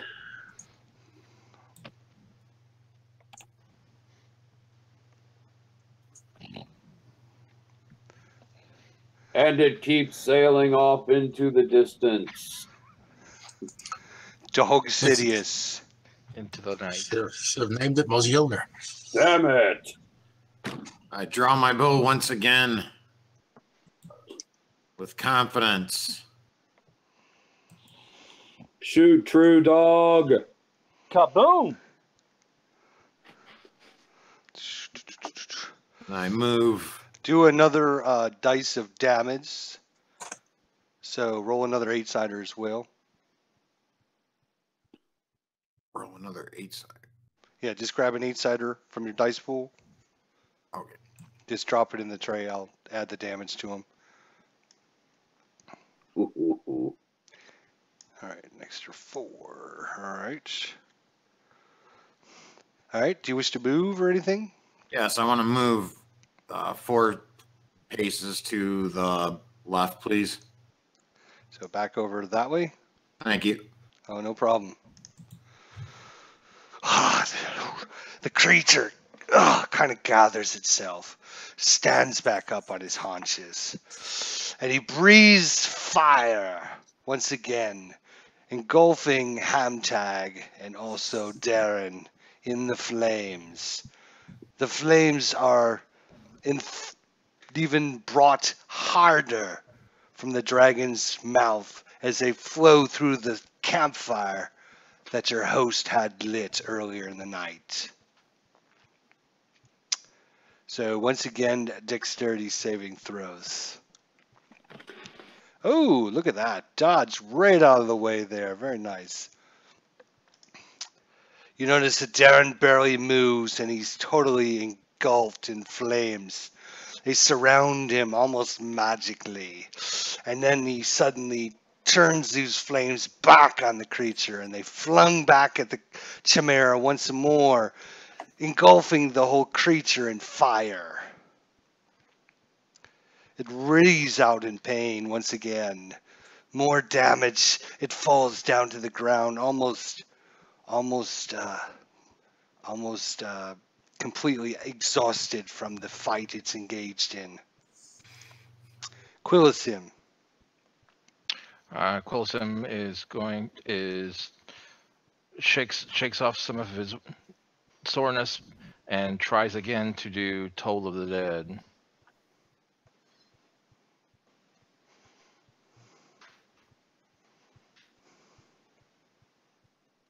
Okay, A needs to make another save. Let's see what he does. This time, your strike goes true. Wrong. Wham! Wrong. Do an extra D10 as well. D10. Yes. You notice that your attacks hurt the creature, and even worse after what Darren has done to it.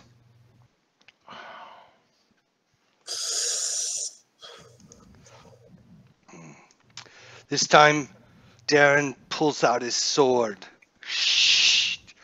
He holds it over his head. He says for the last time, "The beast is forced down. Now strike it dead.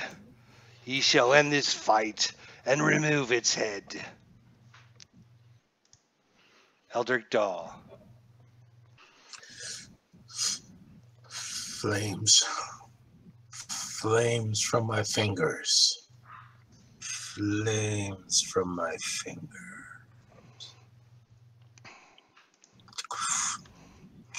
Oh, you.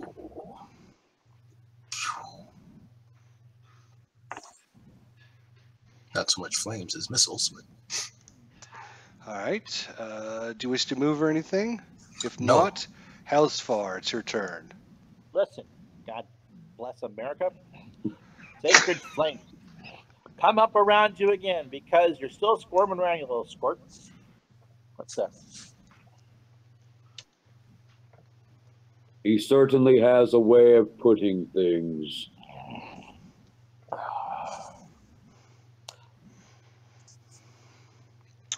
And once again, it is successful against your measly attack. I'm sorry, Hamtag, I missed your turn. Sorry. Hamtag. And Hamtag charges around the fire by Elric Daw, and right next to the Chimera, and he takes a mighty swing at the creature with his battle axe. Oh! It does not take purchase in his body as he misses completely. Dog Sidious. All right. In the name of Chrissy of the House of Old Stones, be gone, you devil. Take that. Oh, in our world, Chrissy is an evil witch, not to be trifled with.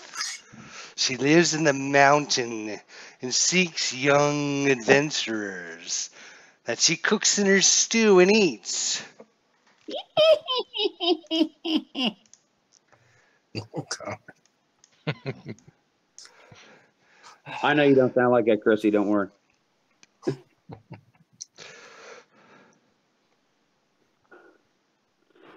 Die, damn you! This time, the creature uses all of its heads. It bites, it horns you, and it claws with the dragon. Oh no. It hits you once with the horns, which is not bad.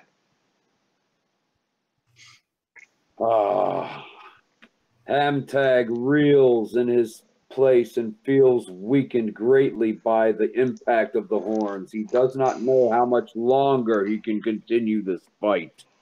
Quillisim, it's your turn. Quillisim will raise one mighty hand and say, in the name of Queen Elizabeth, Give do him the your toll, little do the half-size toll of the dead. bastard. You will not pass. You shall not pass. Or Tag doesn't get it. he could roll a critical success. That too. Oops, hang on. Let's just go to the next actor. Oh, there we go. Wow. All right. Yeah. 3 heads are getting better than. This time, once again, Darren points his sword at the creature. The Oh, end it beast already. must be ended. His life must be taken. Remove we his know. head. Remove his head, or he shall fail the test.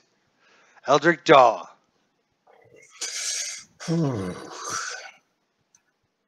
Eldrick is going to move diagonally 2 squares and do a definite, yes, and attack again with an assured missile attack.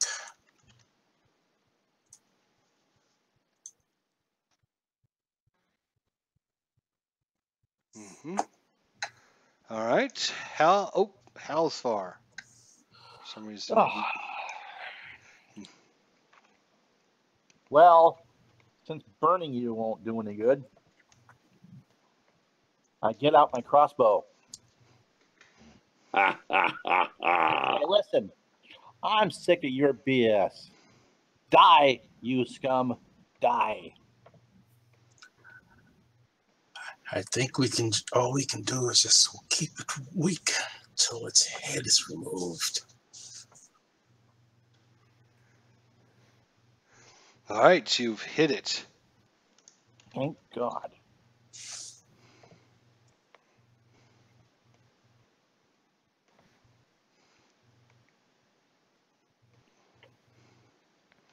All right, ham tag. Before you swing, you see Darren take the sword, lunging it across the fire at you. Quick! Use this! And I take the sword and in one motion swing around at the enemy that stands before me. Okay, what do I roll? I don't have that weapon. Just use your normal attack. Use advantage. Oh, sorry. Finger like did. Okay. Advantage. Oh, Really? Actually, one of them hit. Wow. Roll 1d20 plus your strength modifier as you come crashing down on the beast. Strength. 13, 14, 15 points of damage as your sword comes crashing down. The head of the lion rolls off the body, takes a few rolls into the bushes and stops there. You all kind of feel faint. You close your eyes, and when you awaken your eyes, back awake, you're sitting there with Darren just staring at you, back at the campfire, just like you were just a few moments ago. I see you've passed the test, he says. We'll find out what happens after we take a short break, folks. I want to get another quick one, maybe 2-3 minutes, and we'll pick it up from there. Thanks. How's everybody in the chat here? I'm sweating. So like the LMR, OTDA, Chrissy of Old Stones. We had Jinx in there, Al Red Sox fan.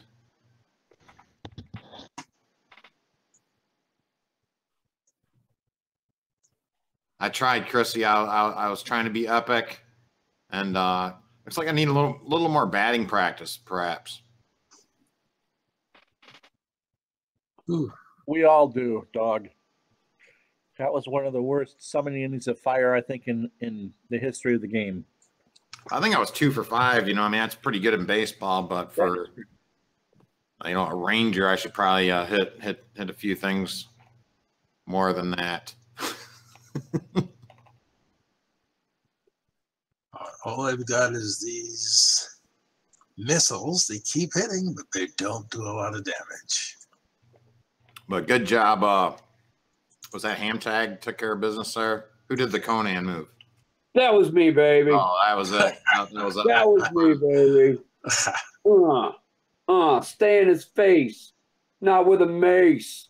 Take him out. Show McCloud, baby. I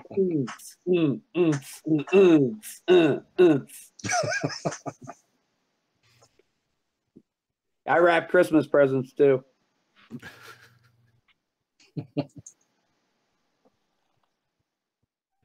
Later, Al. See ya, Al. See, Al. What the? This guy.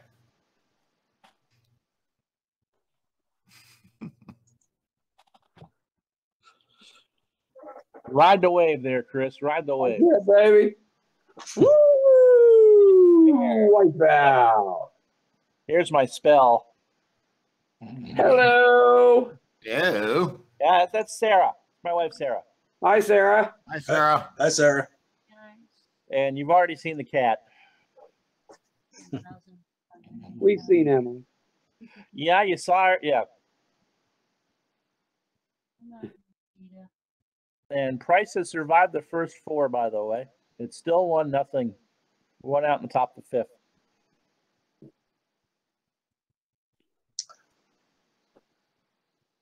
I sense Red Sox fans in close proximity.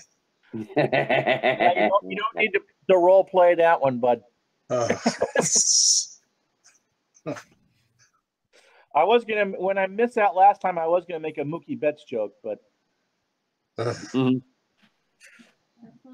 yep, because I'm hitting, my spells are hitting about as well as he is in this series. Yeah, I need to sharpen my battle axe a little bit, I think. you need to I gotta go find my other axe real quick. So yeah, I'm gonna walk stop over and see drinking if so I much can mead. find my axe. need to rename that X Milner. Need to rename it Limp Noodle. Well, it's better than handing one of the goblins my mace last week.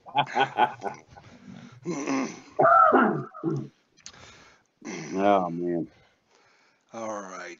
Dialing, you nimble little bastard. You did an awesome job. I was wondering if you were calling me the little bastard or if you were calling the Chimera a little bastard. All right. I'm just bringing up the map for the people here. All right. Sorry, my throat's a little sore tonight, so I apologize about that. Must be all these different voices I have to use tonight. So, just to refresh everyone's memory, the foul beast's head is removed and rolls upon the ground, blood squirting. The creature falls flat, never to move again. You all gaze upon yourselves. You close your eyes, and when you awaken, you're sitting by the campfire like you had never moved. You don't have any injuries. Nothing that just happened seems real. Darren says, I see you've passed the test. Very well. A test of combat. That was a test. It was so real. Yes. You have to understand. I had to make sure you were worthy before I tell you what I know. Because there are great consequences. I had to find out if you were worthy enough to go on, knowing you can't win, knowing what you face. So I will tell you what I know. And I will explain the situation, and then you can ask me anything and I will tell you. There's a great sorcerer who's claimed these lands as his own. He's very powerful. Who it is, I do not know, and that is where the problem lies. Because if you don't kill the head of the beast, you see what happens. He can destroy you. So unless we can find this sorcerer and kill him, he will continue slaying the innocents of this town, of this village. So it's very important that you commit to this goal to kill the sorcerer and to remove him. For if you do not, everyone's lives is in jeopardy. Do you understand why I put you through the test now? I see. Testing our fortitude. Well, despite that, here, have a piece of pie I brought you from the inn. I am famished. This does take a lot out of an old man. I appreciate it so much. It looks very good. Your thoughtfulness. The sorcerer, as he starts chewing on the pie, the sorcerer has many allies in the area. But without his lead, they will scatter and run for the hills. So it's ultra important that you find the sorcerer and kill him. Once you have killed the head of the beast, the others will run away. But if you don't kill the sorcerer, he will find and seek revenge against everything that you hold dear. So the sorcerer is the one that dropped the note in our hotel room this morning? The note? Yes, we I had know a note nothing that pretty about much a said note. leave town. He must know about you then. Have you been spreading word of your great and heroic deeds? No, but Only Howstar has. Someone has, yes. Howstar has, yes. Then it sounds like the sorcerer knows about you. that's not good. You told us you had information on the man who was murdered. The man that was murdered had found out who the sorcerer was. Unfortunately, he could no longer speak to us about what he had found out. He was a friend and a spy of mine in the village. As I tried to find out who and what this evil is lurking around this area for, there must be something of great value or something of great importance that he wishes to claim, but yet he is not able to find it.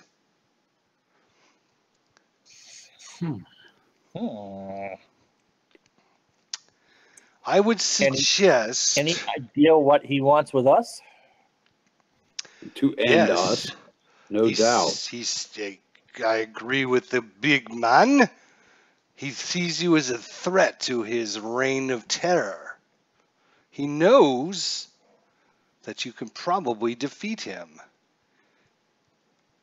I would suggest you start in the old castle ruins up on the hill to the far east side.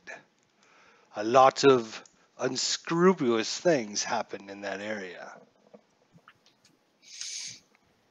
Care to join us?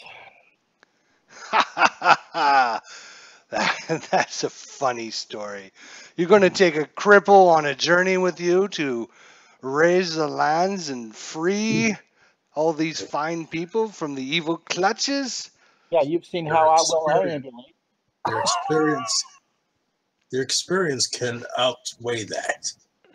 Your wisdom and advice. All my wisdom and advice is for you to absorb. Then there is no need for me to travel with you. Understood.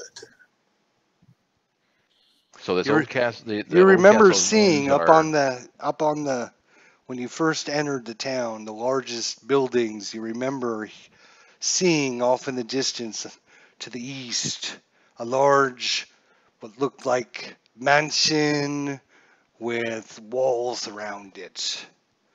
You remember the large gray structure. It looked like it had seen better days, but it looked like it was still usable of some kind. That is where I would seek this sorcerer. His lair probably is not far. But if you falter,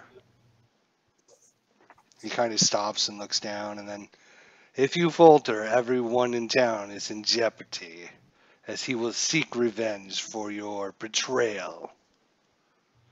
Or, as wise adventurers might do, they could leave town, not knowing the story. Well, Failure cannot be an option. You do have a We must decision not to make. fail then to save this town. Onward then. And that is why I put you through the test, so you understand that this is not just a quest for yourselves. It's a quest for the protection of the city. It's a quest to protect everyone's lives that live here. It's a protection for everything they know, not just as an adventurer. Your doing or undoing of this madman will have great or catastrophic circumstances, The consequences will be severe. consequences based upon your actions. And I had to find out if you were able to absorb and understand those actions by putting you through the test. well, not like we're under any pressure or anything, guys. But what has the sorcerer done? I mean, besides kill the spy, is he? What else can you tell us about this? What makes him so evil? Has he been against you personally, or? He has done many things in this area. He's killed many people that you do not even know about. He has enslaved some of the people that come in the area. He's used them as his own puppets to find or seek whatever he wishes to claim. That I wish I knew. If we knew the answer to what he seeked, we could take it before him.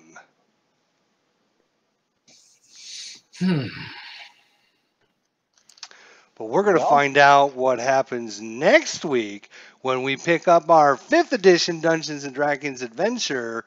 Will they be able to defeat this evil foe? Or will the village of Phandelver fall to the evil clutches of the Master Sorcerer? Come back next Thursday, 8 o'clock p.m. to find out.